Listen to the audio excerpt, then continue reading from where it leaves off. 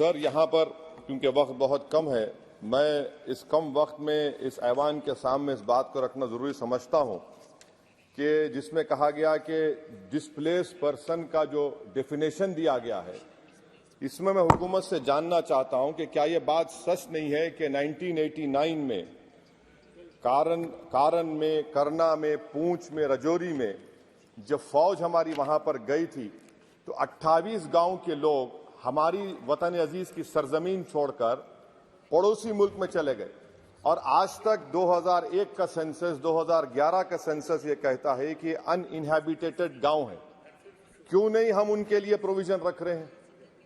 और ये रखना जरूरी है। और जितने वहां पर गए हैं ये मुजफ्फराबाद में रहते हैं, 40,000 के करीब, जिसमें सिर्फ 3% कश्मीरी हैं, बाकी सब गुज्जर और पहाड़ी हैं। इन्होंने हमारी फौज को जमीन दी और आप उनको भूल रहे हैं और सिर्फ उन्हीं लोगों के लिए प्रोविजन रख रहे हैं जो इनको आप नजरअंदाज कर रहे हैं। दूसरी बात यह है सर कि आप नॉमिनेशन करेंगे, नामजद करेंगे।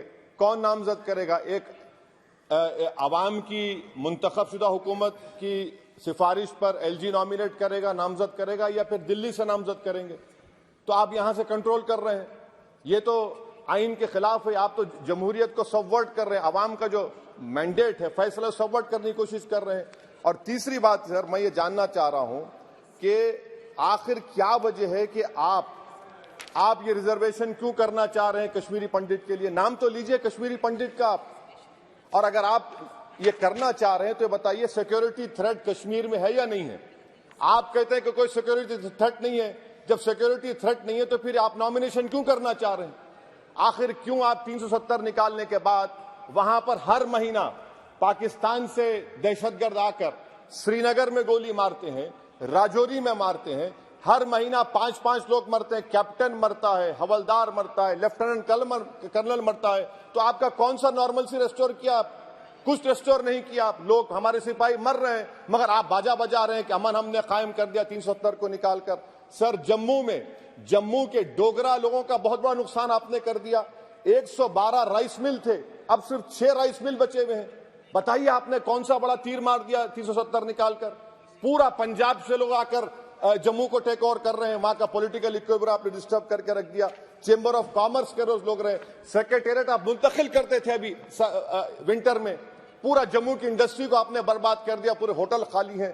तो और आखिरी बात सर, मैं हुकूमत से जानना चाह रहा हूं कि एक आपके इंडस्ट्रियल एस्टेट में एक कमरा आपने बनाया है क्या? बताइए भाई, अंबानी साहब है, अदानी साहब है, टाटा साहब है, सब है, आपने एक कमरा नहीं बनाया वहां पर। एमओयूज तो करोड़ों रुपया के हो गए। आपने ख्वाब तो इतने दिखाए, मगर वो बेचारे वो ख्वाब तो पूरे नहीं होते कश्मीर के लोगों के लिए। जम्मू में करके दिखाइए, श्रीनगर तो दूर की बात है सर। और आखिर में मैं हुकूमत से जानना चाहता हूं कि इलेक्शन कब करवाएंगे? 24 का इलेक्शन तो आप करवा लेंगे। आपने जेरीमैंडरिंग करके आपने कॉन्स्टिट्यूंसीज बना दिए वहां पर, मगर अब भी आपको डर हो रहा है। आप जम्मू में नहीं जीत पाएंगे, बता रहा हूं आपको। वैली तो दूर की बात है, वैली तो मुझे यकीन है कि नेशनल कॉन्फ्रेंस और सब लोग निकाल लेंगे। जम्मू भी लूज करेंगे आप। अरे हाँ, आपकी हमारी डील नहीं हुई है, बोल देंगे डील हो गई। हमारा हाल तो लैला का हो चुका है। हम नहीं गए सर, हम नहीं गए भी तो आप लोग मध्य प्रदेश जीत गए। कैसा जीतिए मेरे बगैर आप मध्य प्रदेश? सर, मैं कंक्लूड कर रहा हूं, मैं कंक्लूड कर रहा हूं सर, मैं कंक्लूड कर रहा सर। ये खामखा निशिकांत को आदत है छेड़खानी करने की। अब जवाब मिल गया उनको। तो सर, मैं हुकूमत से जानना चाह रहा हूं कि आप असेंबली के इंतखाबात कब करवाएंगे और आप क्यों लद्दाख में उनको सेफ्टी दे रहे हैं? आपने 370 निकाला क्यों? लद्दाख का इलेक्शन तो आप हार चुके हैं वहां पर लोकल बॉडी का। तो फौरन आप इंतखाबात करवाइए ताकि वहां पर जमहूरियत बहाल हो सके। कब तक दिल्ली से हुकूमत करेंगे? इसीलिए मैं दोनों बिल की मुखालिफत करता हूं।